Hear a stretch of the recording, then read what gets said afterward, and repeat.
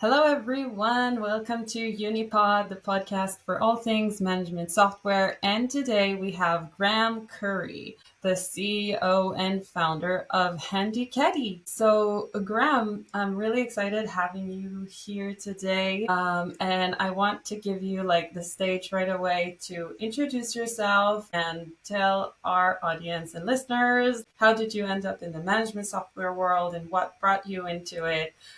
So go ahead. Awesome. Well, thank you, Sharon, for having me on the show. It's a pleasure to be on. And yeah, I mean, for a lot of people, I had interest in technology from a very young age, so I was always curious about exploring the idea of entrepreneurship, but I didn't necessarily know what path that would take. I actually don't come from a technical background myself, so I studied business management in university. A lot of people go in not really with an idea and where specifically they want to go in their career. And at that time, I had done some little side projects, but nothing to really any massive success. And I just had an idea just from a personal problem of something that I experienced in my own industry. And I thought that perhaps there could be a more efficient solution to what currently existed. In my particular case, it was sports facilities and golf clubs, and a lot of the processes were very manual in this specific problem point that I experienced, which we can probably touch on. And I just became really curious. I was like, surely there's a better way to do this than pen and paper or phone calls in my case. And I started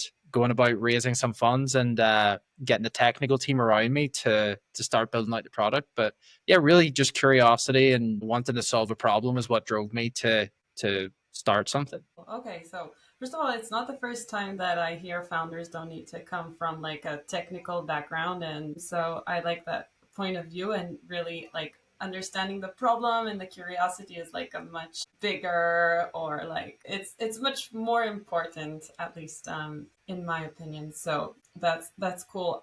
So let's start from the beginning. You started saying something about your golf and sports experience, but I before this meeting I used to say Google, but now I say ChatGPT. Like, what's a caddy? What's a golf, and how does it work? Yeah.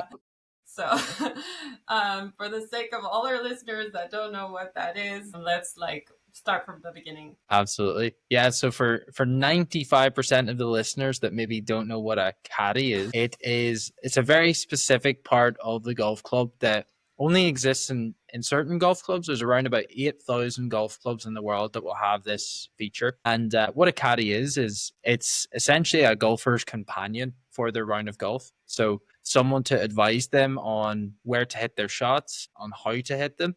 And it's very common for visitors to the golf club who maybe don't know how to play the golf course in the best way, or maybe they just want to find out about the local area. And this person will be a local. They'll know the golf course really well, and they'll have insights that they can share. And it adds a personal touch to their experience. And you'll also find it very commonly in America in country clubs where you have members that are paying hundreds of thousands every year for membership in these clubs, and they want, again, a higher quality of service. And they don't really want to be carrying their golf clubs on their back when they're paying such high admission fees. So it's quite prevalent in many clubs. And I actually worked the job as a caddy from 15 right through to 23, I think was my last jobs. I mean, that was my career growing up, and that is kind of what drove me to solve the problem. Wow. Okay. So you were driving the caddy yourself. Yeah, well, so caddies, they can drive the carts, yes, but they can also, a lot of us just walk and actually carry the golf clubs ourselves. So it can depend. It can depend. Okay. So I imagined like a small mini car, but that's not it. No, so yeah, I know exactly what you're thinking about. So you're thinking of a golf cart, but a caddy is actually a human being. It's actually a person. So you'll see it in, if you ever watch professional golf on TV, you'll see the golfer, and then you'll see a guy with wearing a bib beside him carrying his bag. That is a caddy. It's actually a person, Okay, not a okay, golf cart. okay. I feel comfortable asking these questions just because I'm 100% sure that also a lot of our listeners won't know exactly what this is. So it's a person. Yes. And okay, nice. So, what was exactly the problem or the aha moment that led you into understanding that there's something that needs to be better here, something Yeah. that we need to Yeah. work out? what is that? Yeah. Well, yeah, if we go back maybe when I was 15 to 19, I worked in a golf club in Ireland that was very local to me. And I think the first problem point I came across was that the manager of the caddies in each location had typically quite a degree of favoritism to certain caddies. So they would prioritize their working schedule over others. And it meant that many people had to actually drive to the location to ask for job opportunities. And whenever that is your, you're only 15, but that is your livelihood at that point, and you want to make money, Yeah. so you're just never certain when your next job opportunity was going to come up. And it was really frustrating. Then the other side of it was that in each club you had a caddy manager, so the person that was responsible for actually assigning people to jobs. And Mm. the way they did this was typically through a Google, like Google Sheets or Excel, and would have everyone's availabilities. And then to communicate the jobs, they were actually making phone calls, and they were often spending 3 to 4 hours every day actually assigning these jobs. So actually, once I realized that from my club, I did a bit of a tour and I drove around 7 to 8 clubs in Ireland to actually figure, is this the same pain point that exists throughout these clubs? And it was fairly Wow. unanimous that it When was you just were 15? yeah, maybe it was a bit later. Maybe it's 17. Once I got my driver's license, I wasn't any illegal stuff. I mean, no, no, but still, it's like a very young age to start thinking about solving problems, and Yeah, well, this is so like a market research. yeah, I mean, to give context, so I worked 15 to 19, but it was around 18 or 19 that I started actually actively thinking about how I would solve this. So yeah, once I got feedback from 9 or 10 clubs that it was a similar process, then, and that probably took about 1 year, just because of the fact that I was 19, I had no idea what product validation was, or actual efficient market research was. I had no idea really. And then, but I felt that after 9 or 10 conversations, I had a big enough problem to actually try and solve. So then after that point, I thought, well, I'm not technical, so that's my next roadblock I need to overcome. So I was very lucky, actually. I found someone technical who also worked as a caddy in my club, and we basically met up at his house, like, maybe once a week, and started designing out what the MVP would be of our actual solution. And that was really how it started off. Oh, that's crazy. You were like a kid and you did a market research and validated the problem and learned like your ideal customer profile and all by yourself, like spontaneously. So Yeah. that's I did it very terribly over a long period of time, but it was more luck than anything else, to be honest. okay. Tell us more about the terrible things. I want to hear about that. Yeah, well, I mean, I think it was just the amount of time that it took to actually complete. So if I was to go back now and I was to validate something, it would be, you send out 50 emails, you arrange 5 calls, and you've got, within the end of the week, you kind of know where a product feature is going. Whereas at the start, I had no idea. But I think the part where it changed for me, and the part where I actually started making progress, was when I started wireframing and actually developing what, in theory, the product could look like. Because the way I did it before was I would go to golf clubs and kind of verbally tell them what I thought the solution could be. But it's when a process is so old school and they've been doing things a certain way for so long, it's hard for them to visualize what that change actually looks like. So I was lucky. I met a guy who was successful in his own right in the software field, and he just explained the whole process of wireframing and creating kind of like a storyboard, essentially, of the customer journey. So I remember sitting down with like an A1 piece of paper and just sketching out like how this would work in theory, and then created more high fidelity wireframes on, I think it was Figma or something like that back in the day. And yeah, the first club that signed on actually signed on before we had actually created a product, because I showed them the wireframes and they had assumed that Oh, this was actually the real product, and was like, wow. great, like, can we use this? And I was like, I didn't want to tell them that it wasn't ready yet, but I was like, okay, great. It'll give me a bit of pressure to actually go and make this thing now if someone has signed on. So the first club joined just off wireframes, and then that gave us, I think it was 10 weeks to kind of like finalize our MVP. and then we launched it. Wow. So obviously a lot of like mistakes, but I think like wireframing and that just helped the customers understand my idea and what I was actually trying to solve. I think that was helpful. Yeah, you're calling it a mistake, but I think this is like a startup playbook, like 101 lesson, because you did it like exactly in the right order. Some people like have a vision and they start building before they even like check the market. And you said something about sending 50 emails and getting 5 replies back. I'm a marketer. I never got this reply rate. It's like it's crazy. So actually going there and meeting them face to face, validating the problem, talking to the people that you're going to sell to later, it's like wow, I think that's impressive, especially for a 19-year-old or however old you are. I think it's not only luck. I mean, I think it's something to appreciate, and it sounds like a very validated process. Okay, so what can you tell us like a little bit more about what the product is, how exactly like the MVP worked, or how it evolved over time? What's Yeah. like the main features? Yeah, great question. So the MVP at the start was a super bare bones scheduling tool with a little bit of adaptation to the caddy market as opposed to just being like an off the shelf scheduling tool. So the main difference between ours and kind of like I don't know what other scheduling tools are out there, but in each golf club they will usually have like a timesheet or the times that golfers will play. So we actually had to build like what a timesheet looked like, and then the first steps was typically integrating with whatever timesheet that they already used so that our systems would talk to each other. Um, and then so the golf club would have their scheduling tool. And then we also launched a really simple mobile app for the caddies to be able to go in to set their availability and to be able to accept jobs on the day. So that was really like Mm. version one. So during this time, So oh, go ahead. the users of the app are the caddies, the business, the manager, and also the golfers, right? So yeah, at the But the start there golfers was don't. no, yeah, the golfers actually had no interaction at all. So the golfers experience would be they would request a caddy from the club, and then our tool would just simply be an internal tool to help them manage the Mm. demand from that. Now what we later got onto as we expanded was a tool for golfers to be able to book directly. So we have now launched the golfer app that they can go in, and we've compiled so many reviews of caddies over the year that they now have a profile. They can see past performances and then choose who they think is best fit.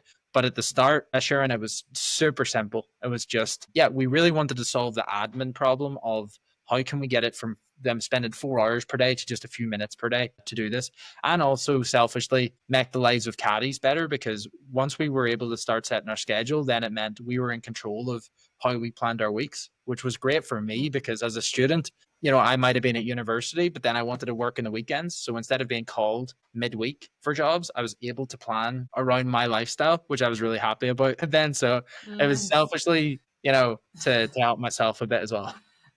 I love products that are actually built for yourself. It's always like they always like have the perfect setting, the perfect solutions. I like that. That's good. But first, it was just internal management tool between the business. It sounds like actually in restaurants, it sounds like it can also help them, like maybe with shifts of waiters, or Sure. can it Yeah. also? I mean, you've got so many different scheduling tools for different industries, right? Yeah. And I guess this is about vertical software, right? So I mean, we've chosen the vertical of golf specifically because my knowledge set is very strong in that field.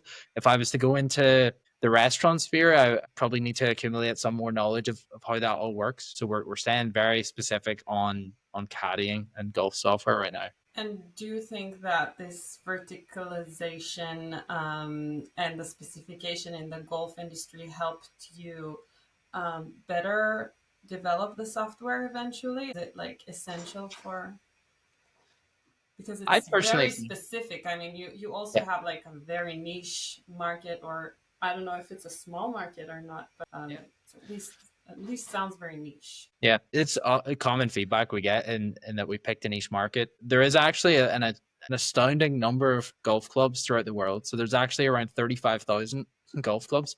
And I mean, there's tons of software companies that have done very, very well in the golf space, not necessarily in caddying, but in maybe like golf tee time booking. So being able to allow golfers to choose when they want to play. So I think creating systems like that are kind of like an extension to our caddy booking system. So, adding on, golfer tee time bookings in the future could also be great. And that gives us bigger markets to expand into. But yeah, I also think it's a case of doing what you want to work on as well. And golf is always something that I've been really passionate about. And it's exciting to work in a space that you want to be in every day. And I mean, I'm a golfer as well. So I try and in the venues I work with, I'll try and go out and play some of them as well. And I mean, that's always good memories for me too. So certainly I do think that this product is like my first rodeo, and I think I will have other ventures down the line, but certainly happy in the golf space right now. Okay, nice. Yeah, I think once I talk to more and more management software founders, I realized that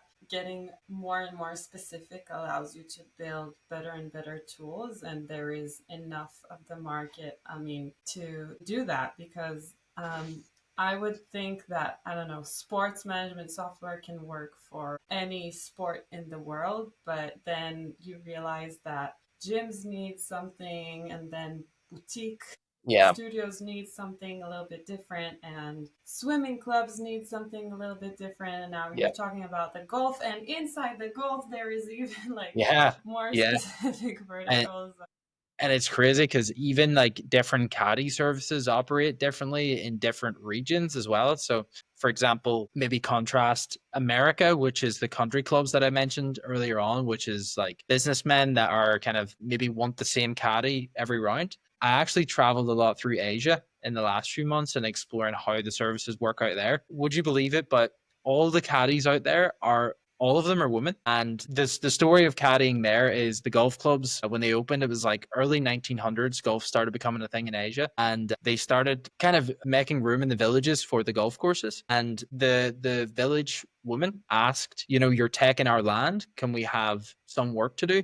So then the village woman became the caddies of the golf course as a way for Oh, them to still wow. have a lifestyle. So I learned all this history about caddying in Asia. I lived in Bangkok for a few months and I actually started getting Thailand clients, but the system is a little bit different there. And also their processes, a lot of them are like super paper based. So a lot of it then becomes onboarding and training staff on trusting technology to then help them with their role because they're just so Oh, used wow. to old kind of archaic processes. So yeah, it's been super interesting. And so you're saying that even between different states or between different places in the world, they have different needs for Right. their Right. management software.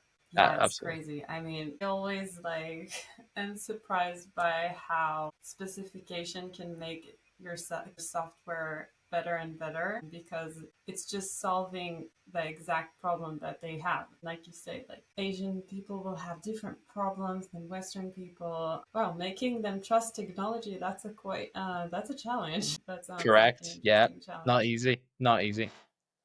So let's talk a little bit about product road mapping. And I'd like to ask you, what do you think is the difference between average management software or average Caddie management software and excellent industry leading management software? Yeah. It's funny you mentioned that because there actually has been a few companies in recent years that have essentially like copy and pasted our landing page and like put it up with like the exact same font and everything. And they built like basic like scheduling tools, but I don't think they went too far. I mean, time in market is certainly a factor because like spending enough time without pivoting substantially, like doing what you say, for example, like going into another sports field, I think that the time you allow yourself to get very specific, I think there is some correlation there between success. If you just are constantly talking to customers and figuring out what they want, I think that's very helpful. I think yeah, specification to customer demands is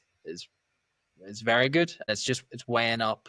You've got so many customers and they want various different things. So it's always weighing up your roadmap and trying to figure out what is best and what's going to be the most high utility thing to build next. So that's always a continual thing you're battling with to try and get right. And yeah, I think picking the right customers to work with as well. Not every customer will be for our product. So if a service is too small or maybe too large, for example, like we try to fit in mid to large caddy programs. We won't work with the very big ones because they typically require someone to actually come in and train the caddies. And we won't work with a small one because usually they'll have, some degree of administration, but it'll not be overwhelming that they can't manage it. So I think for us, picking the right target market and then just getting very specific on what features they need, and building the best solution for them. Perhaps there's other solutions that serve different sides of the market, but we're very certain that we serve mid to large caddy services with specific characteristics, and not veering too far away from that ICP. Nice. Okay, interesting. So let's say specification, and that's one of the most important things in your opinion, and then building the best solution for them. Sure. Sounds easy, doesn't it? On paper, Yeah, it sounds easy. It's definitely not, but yeah. There are a lot of like temptations, I guess, you have some idea or you have a vision or you have a yeah. dream, and or you have a specific or you have a big customer. That's like something Yeah. that's very tempting to. Yeah, but I mean, we've definitely had cases of that in the past where we had potential enterprise deals and it required a certain amount of custom work. So, you spend 3 to 4 months and some have went through, whereas some, fall away in the last stage. And I think you're touching on kind of product discipline there. So not being Yeah. fooled by shiny object syndrome and wanting to chase the next best thing, and trusting kind of what you're building. But it takes that discipline every day to stay on task. And then if you are going to pivot, then committing to that very much, but not doing it, every week and having a new idea. Nice. Yeah. Yeah, you sound very, very focused. I don't know about that, but I guess. Wait, so let me ask you something. Were you the first management software for caddies, or is it something you saw somewhere in the world? Or were you the first in Ireland? Yeah, it's funny. I thought I was. I thought I was. So I actually didn't see this anywhere. It was purely my idea. But I did a quick internet search, I think about 2 months after, and I saw there was one other company in America that had done something similar. I think they were early at that stage. They were in around 15 golf clubs. And then, as I say, more have joined or more have started to compete since around 2022, when I think they've realized that golf clubs are going to go that way. But yeah, I think certainly one of the earlier ones to try it or to start. And was it like, do you think it contributed to the success of your company? I think it definitely helped in the sense that it was novel Was it for. easier? Well, I mean, we weren't fighting for, there was no other people in for proposals that we were going against, which I think was great. And also the idea was novel. Whenever we came to a golf club, it was a fresh perspective, and I think they liked that because they saw us as an industry leader at some point, that we were actually driving change. So yeah, I'd say you could say that was helpful. So also, like the golf managers that you spoke with didn't know about this idea, and it was a fresh new thing for them. Yeah, you Yeah, actually talked about it. You had to educate them about it, sure. and show them how the future can look like. Yeah. Yeah, we've a great testimonial of our first customer on our website, and the exact words they used was they didn't even think about it at all as a problem point actually until we had presented to them, and then they realized the amount of time loss that they were experiencing throughout the year. For a lot of people, it was a fresh perspective. Now it's really interesting when you go on demos because you don't really have to pitch the people the idea of a software tool. They know it's kind of the way forward. It's more just a competition between which provider they're going to use now. So I feel like Interesting. from when I started was 2019 to now, the market has been truly educated on that this is the best way. It's more just choosing the right person you want to help with it. Okay.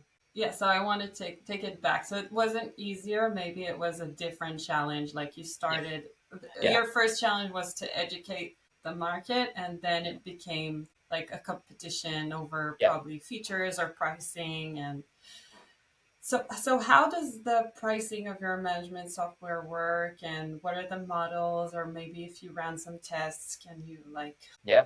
tell us more about that?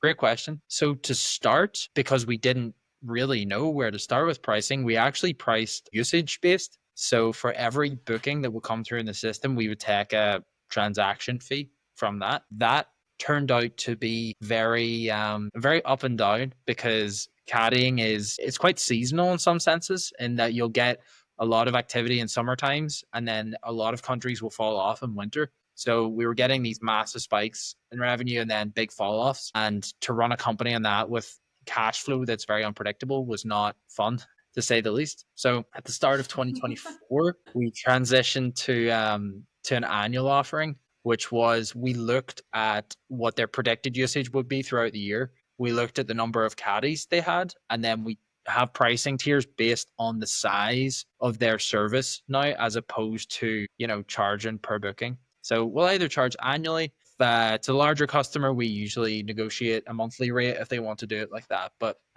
it's a lot more predictable now, which is a lot nicer for us, and we don't have to send invoices every month. So why is it more predictable now than it was before? Yeah. So the usage base before was very up and down, just depending on seasonality. Whether golfers would play, there would be often no play at all in a lot of courses in Ireland in winter. Okay, okay.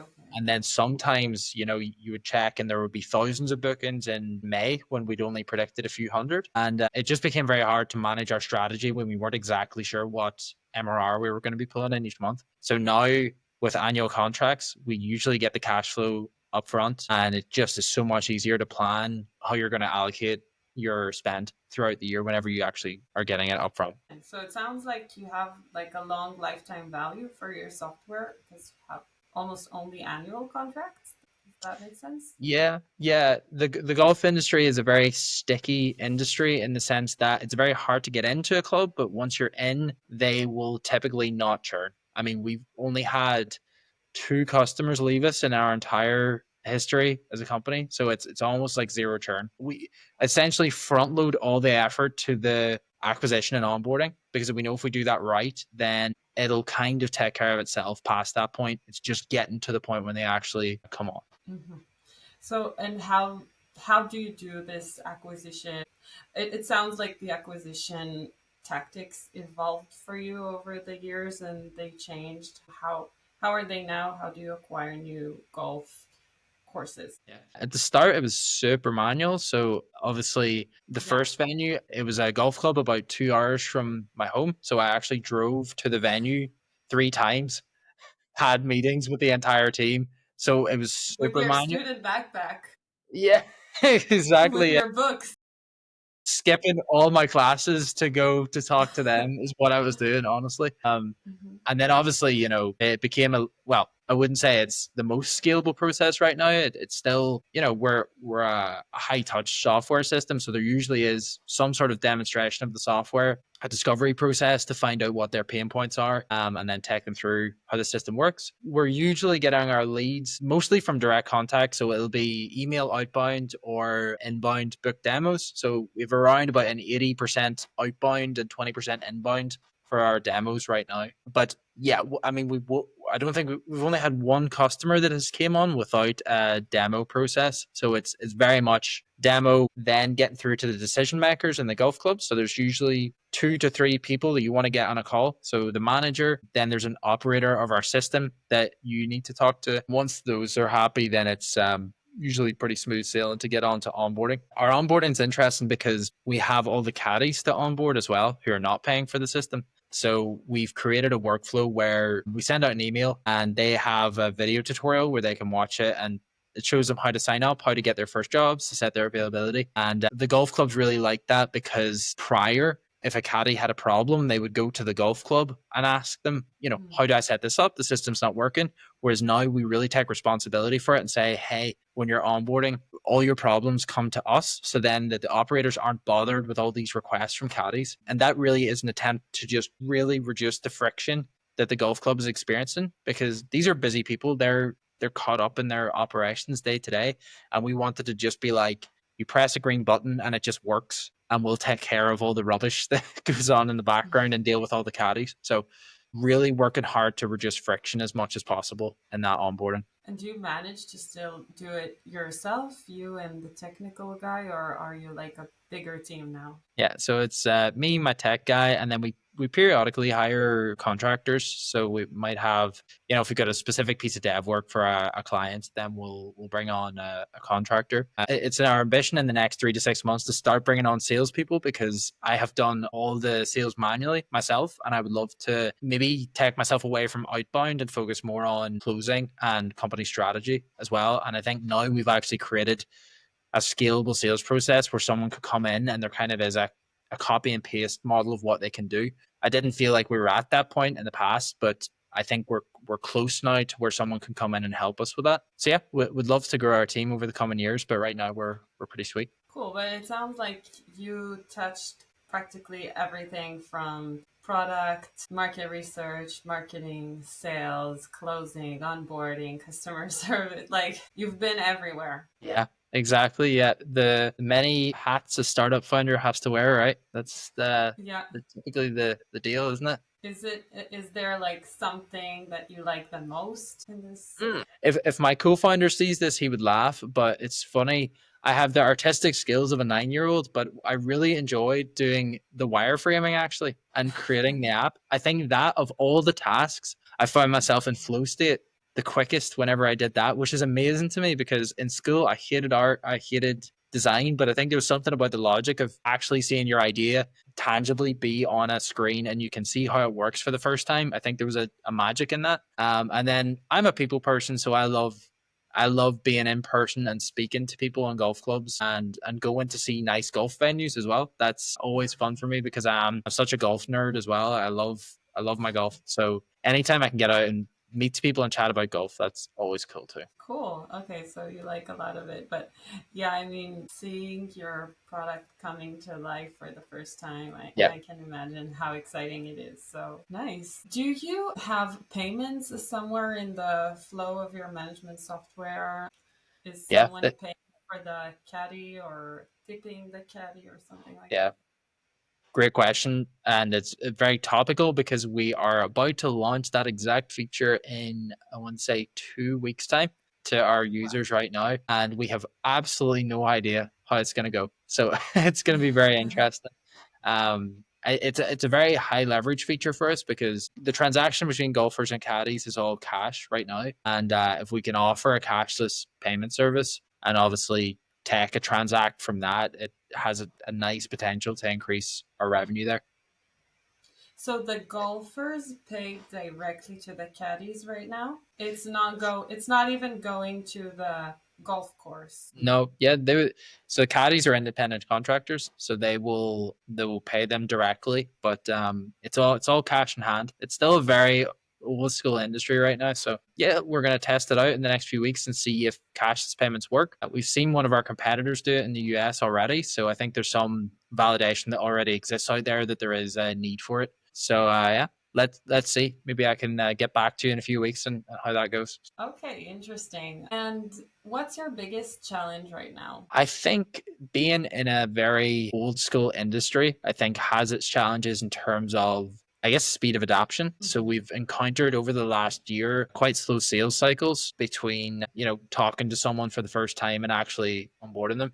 So it means that the counter to that is having a lot of people in your pipeline so that if they are moving slowly, at least you're bringing a lot of balls through the pipeline. So one's going to drop every certain amount of time. But interestingly, I think for us, it's really trying to find an offer that is, they always talk about kind of like a painkiller offer versus a vitamin. So something that is like a real deep desire to, we need to solve this problem now versus something that's just a nice to have, right? I feel like our scheduling software for some clubs is a painkiller, but for others it is a vitamin and that it's a nice addition. And we have started working recently on getting into caddy performance and actually how we can increase the quality of customer service in these clubs. You'll often find that a lot of the caddies are quite untrained and don't really know the basics and how to provide the service. And I'm lucky that in my previous job, I was a caddy trainer. So I physically upskilled people on how to get good at this job. So we're starting to create almost like a scalable version of a caddy training school on top of this. So where caddies Oh, can wow. go in and upskill themselves right through the basics and how to become good.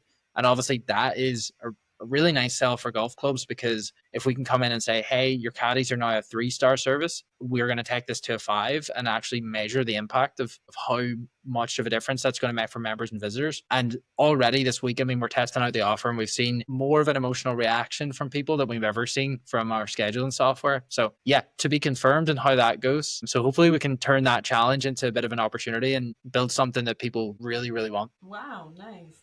Because yeah, they're old school, but you actually already once turned it into an opportunity, helping them from moving from pen and paper to software and applications. So this sounds like a reasonable next step. I mean, it's there's a sounds like a pain point, and like you can bring a lot of value into it. So I wish you luck on that one, on that next step. Thank you. Appreciate it.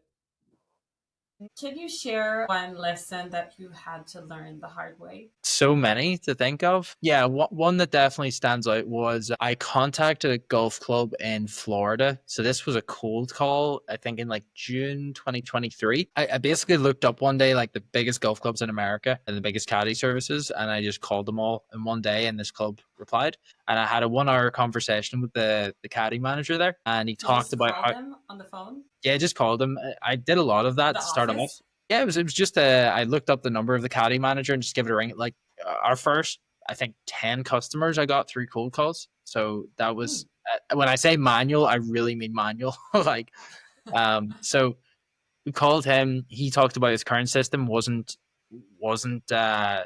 really doing anything for him, and it was when I heard how much they were paying for it, I kind of got excited because I thought, we can maybe build something here and charge upwards of 50 to 60,000 a year was kind of what we were talking about. So that was exciting. So we went about building wireframes, and he kind of agreed that what we built was a good fit. And every year we actually have a conference in Florida. So we had timed it where we would go to the conference and then actually drive out to this golf club and meet these guys. So went to the conference, drove up to the golf club. It was about an hour and a half north of Orlando. And, we sit down, big conference room, like the whole board of directors from the golf club appears. And I absolutely nail the pitch. Like it goes brilliantly. And they're like, at the end of it, they're like, yeah, this looks great. This is gonna solve our problem.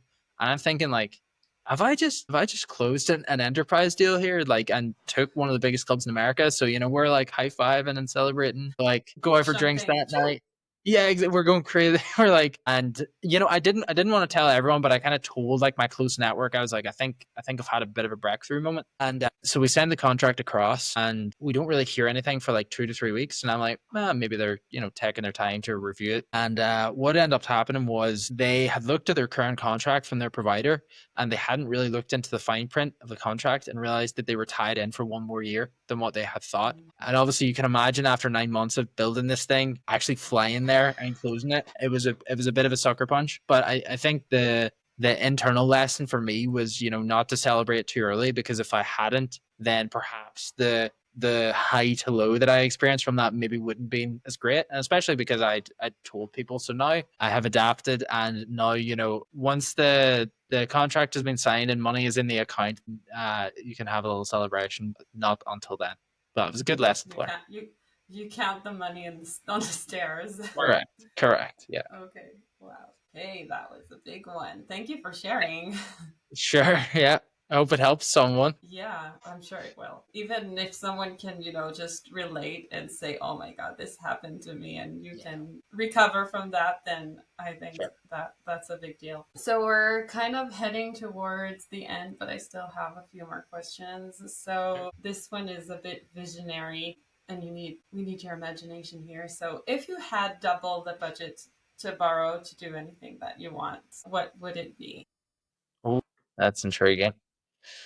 I think, to be honest, I think I would double down on what we're exploring now in terms of the performance side of it, and I think I would start allocating engineers to create a scalable version of our training program. Hmm.